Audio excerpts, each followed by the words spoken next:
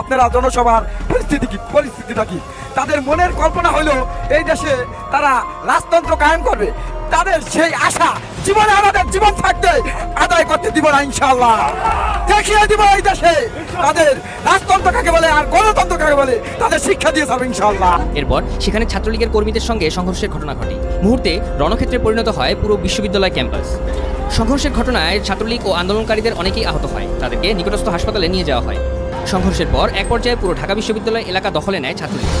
ঠুস করে অন্তর্বর্তী সরকারের গদি লড়ে যাবে। আমাদের প্রধান উপদেষ্টা অধ্যাপক ডক্টর মোহাম্মদ ইউনূস কি কোনো বিশেষ ভয়ের মধ্যে রয়েছেন, বিশেষ কোনো শক্তিকে তিনি ভয় পাচ্ছেন, অথবা তিনি নিজেই কি নিজের মধ্যে অসহায় বোধ করছেন? দর্শক শ্রোতা, ছাত্রলীগের খেলা কিন্তু ইতিমধ্যে শুরু হয়ে গিয়েছে। আপনারা সকলেই দেখতে পাচ্ছেন ছাত্রলীগের নেতারা বিভিন্ন জায়গায় তাণ্ডব চালাচ্ছে এবং সমন্বয়কদের 12টা বাজিয়ে দিচ্ছে এই ছাত্রলীগ নেতারা। অনেকেই মন্তব্য করতেছেন এই সময় ছাত্রলীগের নেতাদের রাজপথে নামার একটি উদ্দেশ্য, সেটি হচ্ছে শেখ হাসিনাকে 16ই ডিসেম্বর বাংলাদেশের মধ্যে ফিরিয়ে নিয়ে আসবে। আর এই কারণেই সকল ছাত্রলীগ নেতারা ইতিমধ্যে রাজপথে নেমেছেন এবং তাণ্ডব চালাচ্ছেন। আপনারা তো ভিডিওর বিশেষ কিছু অংশ ভিডিওর প্রথমেই দেখতে পারলেন। বিস্তারিত জানার জন্য অবশ্যই ভিডিওটা না টেনে শেষ পর্যন্ত দেখতে থাকুন। তাহলে চলুন বিস্তারিত জেনে নেই শেখ হাসিনা বাংলাদেশ আসলেই 16 ডিসেম্বরে আসতে পারবে কিনা। চ্যানেলে নতুন হলে অবশ্যই চ্যানেলটি সাবস্ক্রাইব করে নেবেন। পর সেখানে ছাত্রলীগের কর্মীদের সঙ্গে সংঘর্ষের ঘটনা ঘটে। মুহূর্তে রণক্ষেত্রে পরিণত হয় পুরো বিশ্ববিদ্যালয় ক্যাম্পাস। সংঘর্ষের ঘটনায় ছাত্রলীগ ও আন্দোলনকারীদের অনেকেই আহত হয়, তাদেরকে নিকটস্থ হাসপাতালে নিয়ে যাওয়া হয়।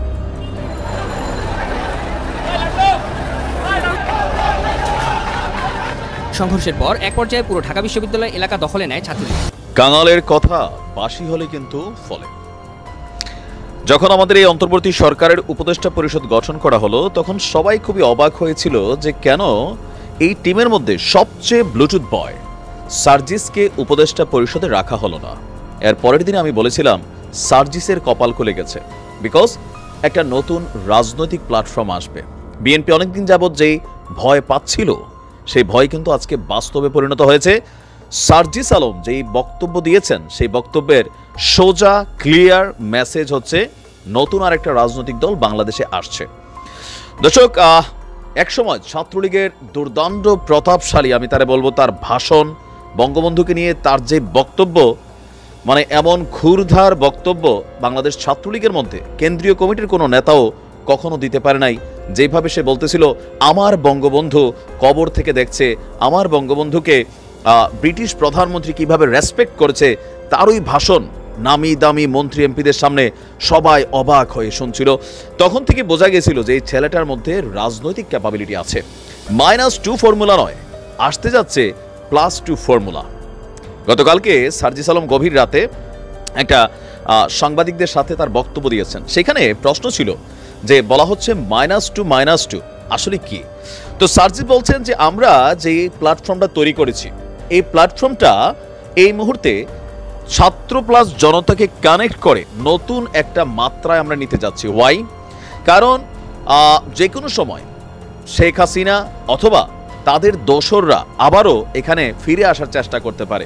তো তাদেরকে প্রতিহত করতে হলে, তাদেরকে আটকাতে হলে একটা সমর্থন লাগবে, একটা প্ল্যাটফর্ম লাগবে। তো সেই প্ল্যাটফর্মের লক্ষ্যেই জাতীয় নাগরিক কমিটি যেটা, সেইটা বাংলাদেশের বিভিন্ন জায়গায় কাজ করে যাচ্ছে। আর বৈষম্য বিরোধী ছাত্র আন্দোলনটা যেটা ছিল, এটা ছাত্র প্লাস জনতা। সার্জিসের ক্লিয়ার মেসেজ, জামাত হোক আর বিএনপি হোক, গত 16 বছর সরকার পতনের জন্য কারোরই ক্যাপাবিলিটি ছিল না, যেটা ছাত্ররা করেছে।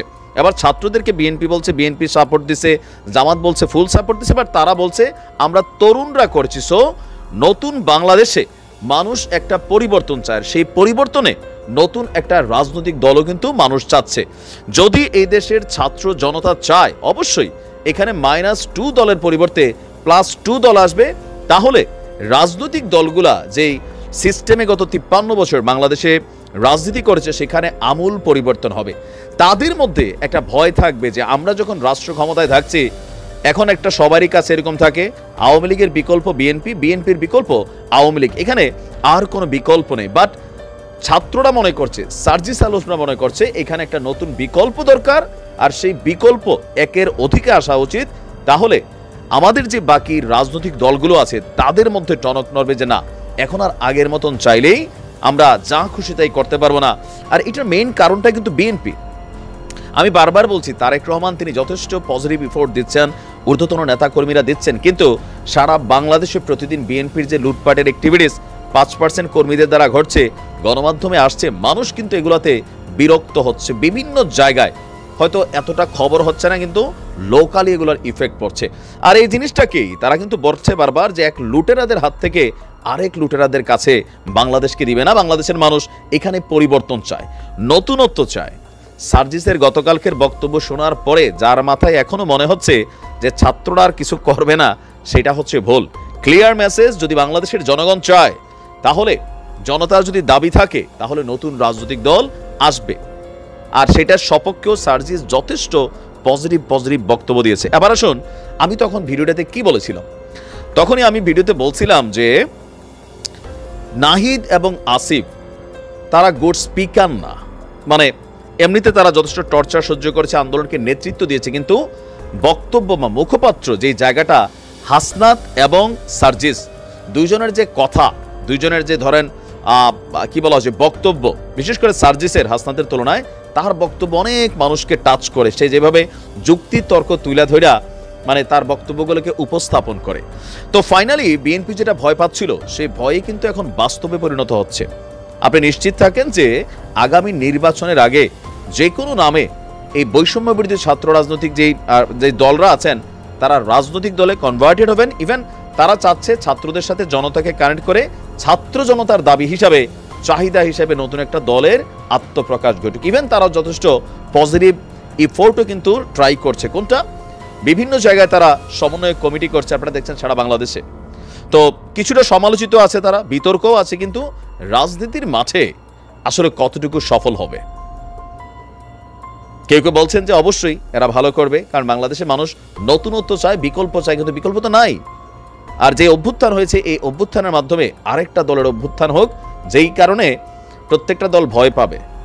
এখন আমার কাছে একটা প্রশ্ন, আমি নর্মালি যতটুকু ক্যালকুলেশন করি, এই আন্দোলনে সার্জিসদের পিছনে যারা আছে, এখনো সেখানে জামাত ইসলামের হাজার হাজার নেতাকর্মী এদের সাথে কানেক্টেড, বিএনপি কিছুটা সরে গেছে, গণ অধিকার পরিষদ কানেক্টেড।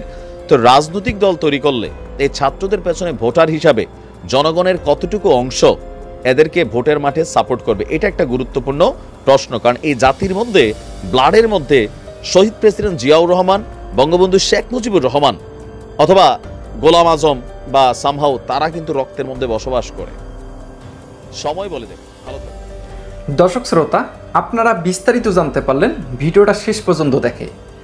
ইতিমধ্যে সমন্বয়ক এবং ছাত্রলীগের নেতাদের সঙ্গে ঝামেলা সৃষ্টি হয়ে গিয়েছে। এই সমন্বয়কদের কারণে শেখ হাসিনাকে দেশ ছেড়ে পালিয়ে যেতে হয়েছে। এই কারণে সমন্বয়কদের উপরে ক্ষিপ্ত হয়ে আছে সকল ছাত্রলীগ নেতারা। দর্শক শ্রোতা, অনেকেই মন্তব্য করতেছেন শেখ হাসিনা তাহলে এবার 16ই ডিসেম্বর বাংলাদেশে ফিরবেন এবং ডক্টর ইউনূস দেশ ছেড়ে পালিয়ে যাবেন। দর্শক শ্রোতা, আসলে কোনটা হতে যাচ্ছে? আপনাদের মতে কি আসতেছে? অবশ্যই আপনাদের মূল্যবান মতামতটি কমেন্ট বক্সে লিখবেন। অনেকেই মন্তব্য করতেছেন এই ডক্টর ইউনূসের দ্বারাই কোনোভাবেই বাংলাদেশ সুন্দরভাবে পরিচালনা হবে না। এই কারণেই সাধারণ জনতা বলতেছেন শেখ হাসিনাই বাংলাদেশের সরকার হিসেবে ভালো ছিল। ডক্টর ইউনূস বাংলাদেশের প্রধানমন্ত্রী হয়ে তিনি শুধু সমন্বয়কদের কথা অনুযায়ী দেশ চালাচ্ছেন। এই ডক্টর ইউনূস কোনোভাবেই কোনো রাজনীতির সরকার না, কোনোভাবেই কোনো সাধারণ জনতার সরকার না। এই সরকার শুধু ছাত্ররাই তৈরি করছে এবং ছাত্রদের সরকার। দর্শক শ্রোতা, এই কথাগুলো নিয়ে যদি আপনাদের কোনো মতামত থাকে, অবশ্যই আপনাদের মূল্যবান মতামতগুলি কমেন্ট বক্সে লিখবেন। তবে কি শেখ হাসিনা 16ই ডিসেম্বরে বাংলাদেশে আসতে পারবে কিনা, অবশ্যই আপনাদের মূল্যবান মতামতটি কমেন্ট বক্সে লিখবেন। এরকম আপডেট ভিডিও পেতে চ্যানেলটি অবশ্যই সাবস্ক্রাইব করে নেবেন। তো ধন্যবাদ সকলকে, নেক্সট ভিডিওতে দেখা হবে। আল্লাহ হাফেজ।